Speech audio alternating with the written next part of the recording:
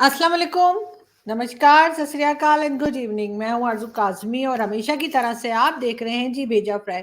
बिल्कुल जी, भेजा फ्राई के नए एपिसोड के साथ हम हाज़िर हैं और हम चलते हैं न्यूज़ की तरफ। लेकिन उससे पहले आप सबसे रिक्वेस्ट है कि जिसने भी हमारे चैनल को सब्सक्राइब नहीं किया है, प्लीज़, प्लीज़, प्लीज़ हमारे चैनल को सब्सक्राइब करना ना भूलिएगा।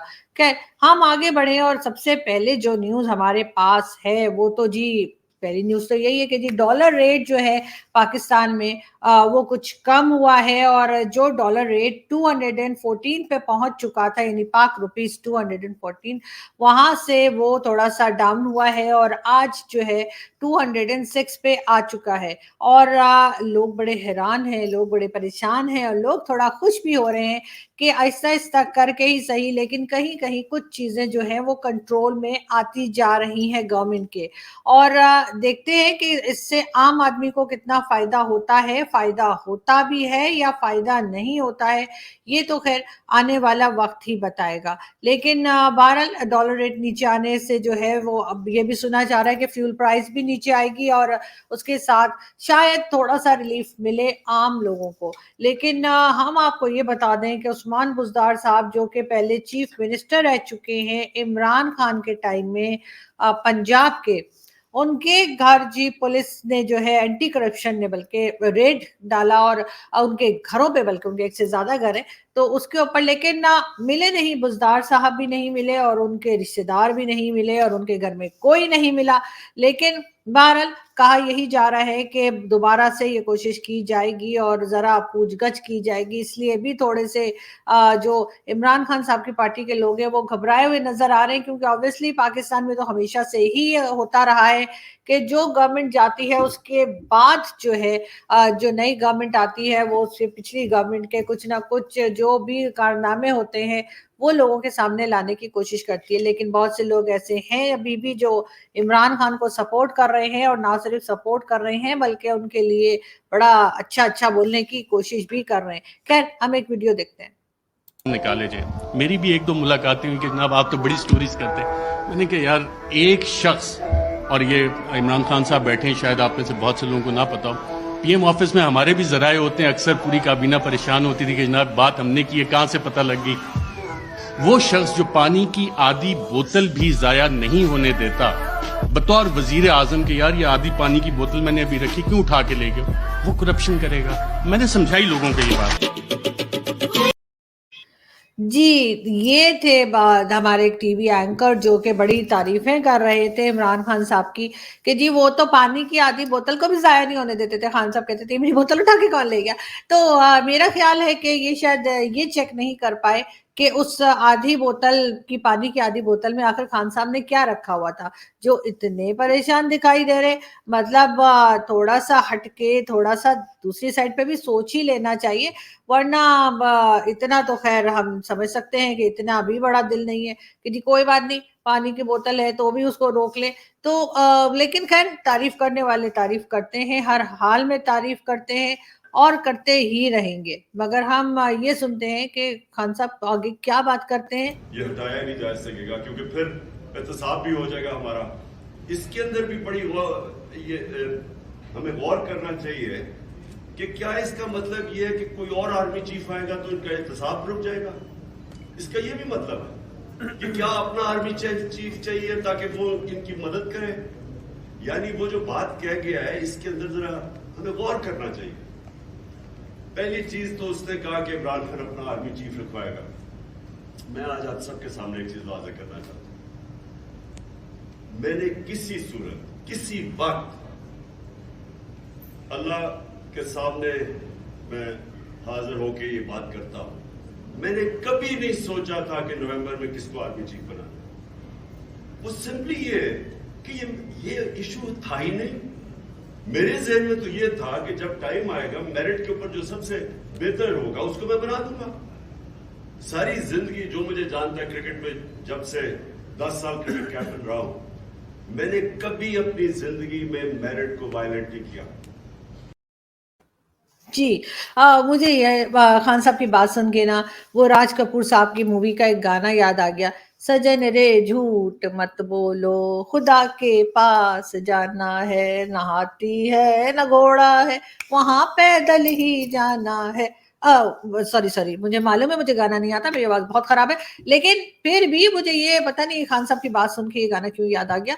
और बड़ी खूबसूरत मूवी है। और तीसरी कसम देखिएगा आप लोग, ब्लैक एंड व्हाइट। तो मैं ये बता रही थी कि जी खान साहब कह रहे हैं कि मैंने तो सोचा ही नहीं था कि मैंने अपनी मर्जी का आर्मी चीफ लाना है, मैंने तो सोचा ही नहीं था कि मैंने कमर जावेद बाजवा साहब को हटा देना है, मैं तो मेरिट पे लेकर आता हूँ सबको। बिल्कुल बिल्कुल खान साहब, ये तो सभी जानते हैं कि जब डीजीआईएसआई की बात हुई थी तो आप साइन नहीं कर रहे थे, और आपको बार बार कहा गया साइन करें। पहले आपने कहा कि कितने आदमी हैं, उन्होंने कहा सरदार एक, तो आपने कहा मैं साइन ही नहीं करूंगा। फिर आपने कहा कि मुझे दो दो लोग चाहिए, फिर उन्होंने दो नाम भेजे। फिर आपने कहा कितने आदमी, उन्होंने कहा सरदार दो, आपने कहा फिर साइन नहीं करूंगा। फिर आपने कहा मुझे तीन आदमी चाहिए। फिर उसके बाद आपको जो है तीन आदमियों के नाम दिए गए, और फिर जाके आपने जो है ना उसी पे साइन किया जिस पे बाजवा साहब कह रहे थे। तो ये हम तो नहीं कहते ना, हम नहीं कहते, जमाना कहता है। ठीक है। तो बात ये है कि खान साहब अब आपकी इन बातों पे कौन बिलीव करेगा, इसलिए कि आप तो पहले ये सब कुछ अपनी बातों को खुद ही उलट सुलट करते रहे हैं और उलट सुलट करके लोगों को सुनाते रहे हैं। और अब आपका ये कहना है कि मुझे तो कोई फर्क ही नहीं पड़ता था, मैं तो ऐसा नहीं, ये तो वही बात होगी ना, चोर की दाढ़ी में तिनका। लेकिन खान साहब की तो दाढ़ी ही नहीं है। लेकिन कोई बात नहीं, मुहावरा बोलने में क्या जाता है। खैर छोड़िए छोड़िए, हम आगे बढ़ते हैं और हम आपको एक और वीडियो दिखाते हैं।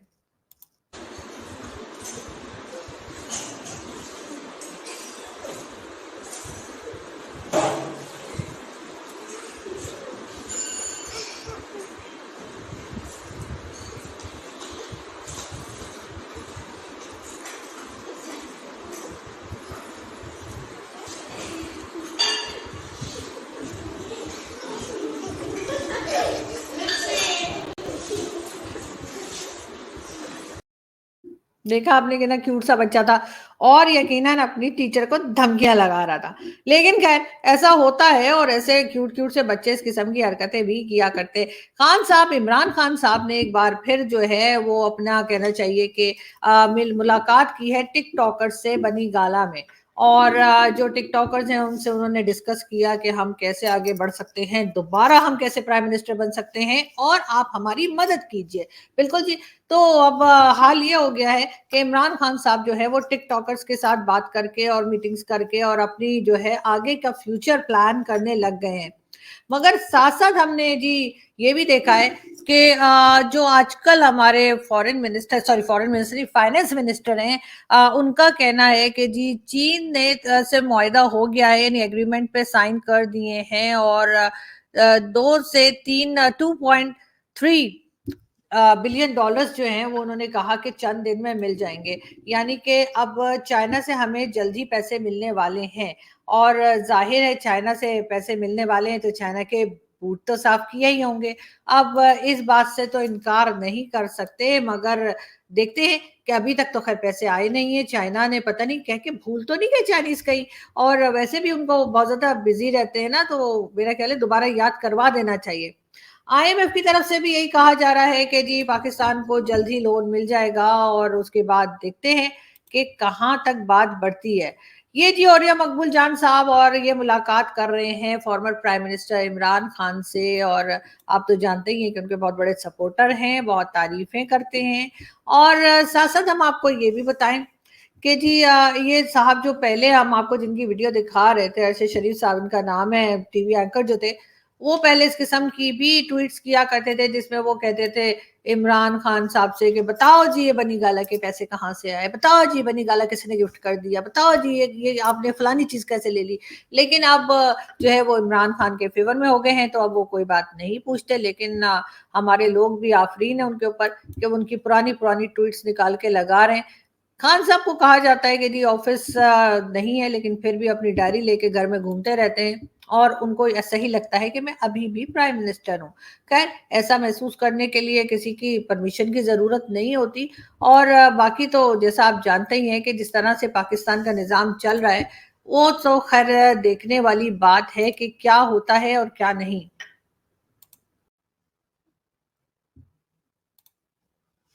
जी, फॉर्मर क्रिकेटर ज़हीर अब्बास साहब की तबीयत काफ़ी ख़राब है, वो आईसीयू में है लंदन में और हम दुआ करते हैं कि जल्द ही उनकी तबीयत ठीक हो जाए क्योंकि ज़ाहिर है कि आजकल आज मौसम भी ऐसा है कि कुछ लोगों की तबीयत ख़राब हो ही जाती होगी, लेकिन ख़ैर उनके लिए तो ये कहा जा रहा है कि वो आईसीयू में है, तो इसका मतलब है कि कोई सीरियस बात है और हमारी तरफ से उनकी सेहत के लिए और लंबी ज़िंदगी के लिए बहुत सारी दुआएँ।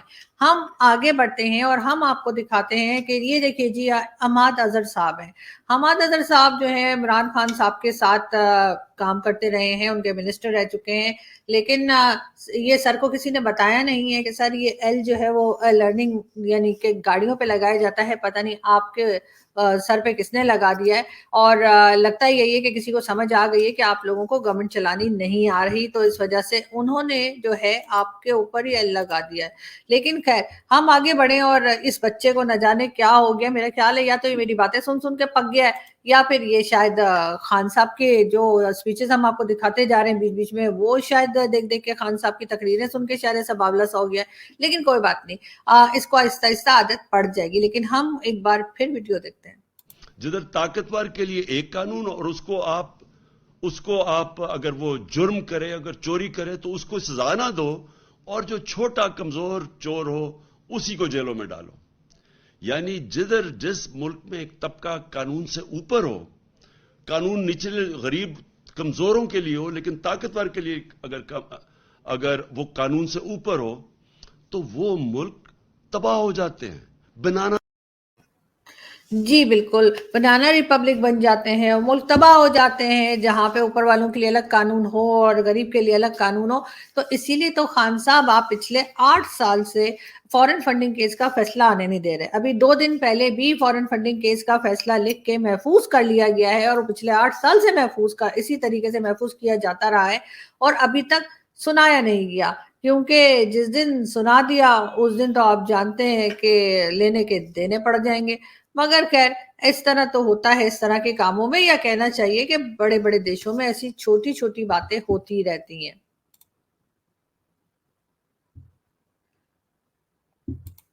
अब इन सबको क्या हुआ मुझे तो नहीं मालूम, पता नहीं क्यों ऐसे गिरते जा रहे हैं। मगर खैर हम आगे बढ़े और हम आपको एक बार फिर बताएं कि जी पाकिस्तान में बहुत बारिशें हो रही हैं, कराची में भी बहुत पानी खड़ा हो गया है और साथ साथ इस्लामाबाद, लाहौर और हर जगह का तकरीबन यही हाल है।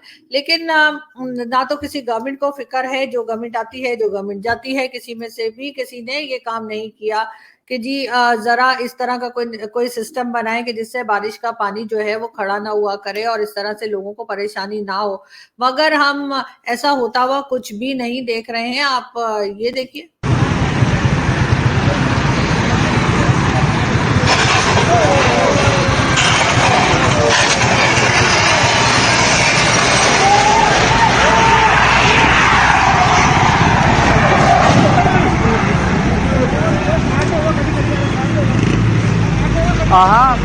उस्ताद जी, ये मैं आपको दिखा रही थी कराची का मंज़र था और ये कराची की वीडियो थी और आप देख रहे हैं कि किस तरह से मोटर बाइक्स वाले जो हैं वहाँ पे स्लिप होकर गिर रहे थे। लेकिन किसी को कोई ख़ास परवाह नहीं है और लोग इसी तरीके से एहतियात भी नहीं करते। वैसे हर चीज़ आप गवर्नमेंट पे भी नहीं डाल सकते, लेकिन बहुत सी चीज़ें खैर गवर्नमेंट की भी रिस्पॉन्सिबिलिटी है।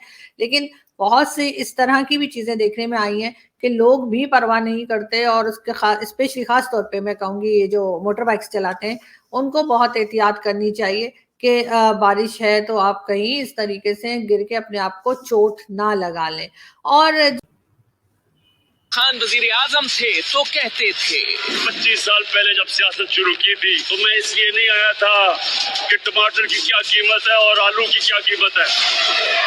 आज वजारत उज़्मा उनके पास ना रही तो लिस्ट पकड़ कर आटे दाल का भाव सुना रहे हैं। इनके 2 महीने में कीमतें कितनी बढ़ी? आटा 38% बढ़ा, बड़ा गोश्त, चावल, प्याज, घी, तेल 50% बढ़ा।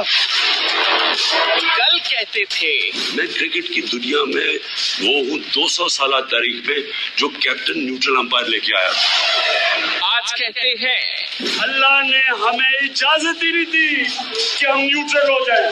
जानवर न्यूट्रल होता है, जानवर में अच्छे बुरे की तमीज नहीं होती। कल कहते थे मैं आज आपको कह रहा हूँ कि हमें पेट्रोल बढ़ाना पड़ेगा, पेट्रोल बढ़ाना पड़ेगा। आज कहते हैं 60 रुपए कीमत बढ़ा दी पेट्रोल की। मैं आज आपको कह रहा हूँ कि हमें पेट्रोल बढ़ाना पड़ेगा। खान वजीर जी, तो ये इमरान खान जो है वो उस वक्त कुछ और कहते थे जब खुद एज अ प्राइम मिनिस्टर काम कर रहे थे, और अब कुछ और कहते हैं। खैर ये कोई नई बात नहीं है, जो भी आता है वो कुछ का कुछ कहता है और कुछ का कुछ हो जाता है। लेकिन साथ साथ खान साहब के जो साथी हैं, चाहे वो फवाद चौधरी हो या दूसरे, वो भी कुछ घबराए हुए नजर आ रहे हैं। कुछ तो मजबूरियां रही होंगी, यूं कोई बेवफा नहीं होता। जी तो बहुत चाहता है सच बोलूं मगर हौसला नहीं होता।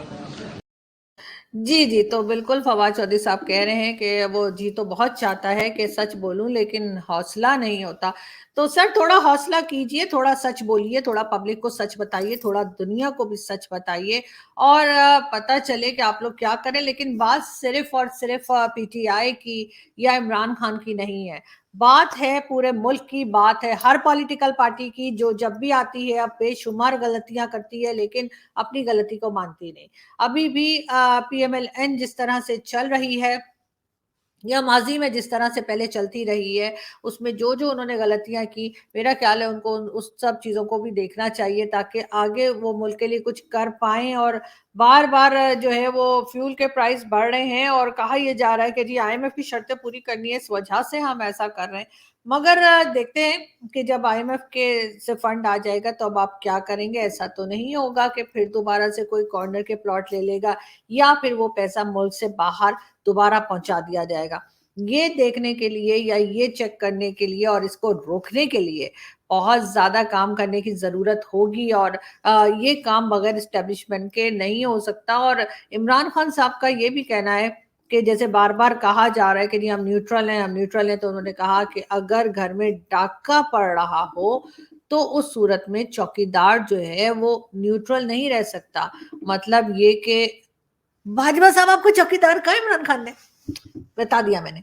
तो अब देखते ये हैं कि भाजपा साहब की तरफ से क्या रिस्पांस आता है। इससे पहले भी उन्होंने कोई नहीं दिया था, बार बार ट्रेंड चलाए जाते हैं उनके खिलाफ और फौज के खिलाफ इमरान खान की तरफ से, मगर कोई खास फायदा हो रहा नहीं है।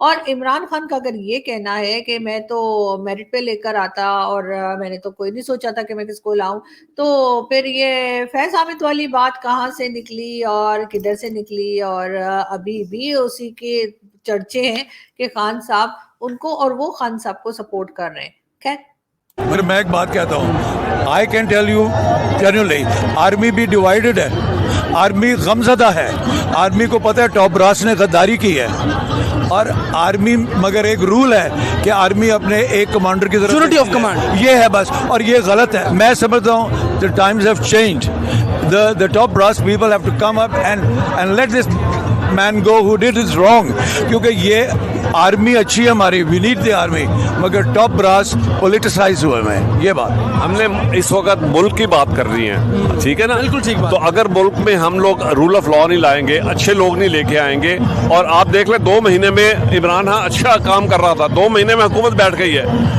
पूरी इकॉनमी बैठ गई है। इस वक्त you are getting into the default mode. क्यों? क्योंकि आपने गद्दे लोग लेके आए हैं, और लुटेरे लोग लेके आए हैं। अच्छा, नवंबर में एक तैनाती होने वाली है, उसके बाद इमरान खान के ये हालात साजगार होंगे? साजगार बात नहीं कर सकते, वो तो होगा। एसएसजी कमांडो में अच्छा, एक और रिटायर्ड एसएसजी कमांडोज हमारे साथ मौजूद है, बेहद शुक्रिया जी। तो ये रिटायर्ड ऑफिसर्स जो हैं अपने ही लोगों के खिलाफ बात कर रहे हैं, और बड़ी हैरत की बात है कि इस तरह की चीजें जो हैं वो पाकिस्तान में होती चली जा रही हैं और मुसलसल अटैक किया जा रहा है। खैर अगर कोई चीज गलत है तो वो तो हम भी बात करते हैं, हम भी कहते हैं जी करप्शन रोकिए, अपनी आर्मी के अंदर करप्शन रोकिए, अपने जो आपके रिटायर्ड जनरल्स हैं जैसे आसिम सलीम बाजवा और कई दूसरे लोग जिन्होंने लंबी लंबी करप्शन की हैं, उसके कई बार हमने आपको जो है अपने वीडियोस में बात भी की है और प्रूफ भी दिखाए हैं। और उनके इनफैक्ट 1-2 तो ऐसे थे जिन्होंने लंदन में, जिनका नाम निकला था कि उनके फ्लैट हैं, वो जो अभी पता नहीं कौन सी लीक आई थी ना, पंडोरा लीक, तो उसका भी हमने आपको दिखाया था। लेकिन उसके बाद होता क्या है जी, होता कुछ भी नहीं है, और वो आराम सुकून से बैठ के और पकौड़े खा रहे होते हैं और काम उनका चल रहा होता है। तो ऐसा नहीं होगा, सिर्फ सिविलियंस की गर्दनें ही पतली नहीं है, आपको अपने रिटायर्ड ऑफिसर्स को भी पकड़ना होगा, उनसे भी करप्शन रोकनी होगी, तब ही कुछ हो पाएगा और तभी मुल्क आगे बढ़ पाएगा। यहाँ से हम चलते हैं आपसे मुलाकात होगी नेक्स्ट वीडियो में। अपना बहुत सारा ख्याल रखिएगा, हंसते रहिए, मुस्कुराते रहिए, और अगर कोई परेशानी है तो परेशान मत होइए, 2 दिन की बात है, सब ठीक हो जाएगा। अपना बहुत ख्याल रखिएगा। Thank you.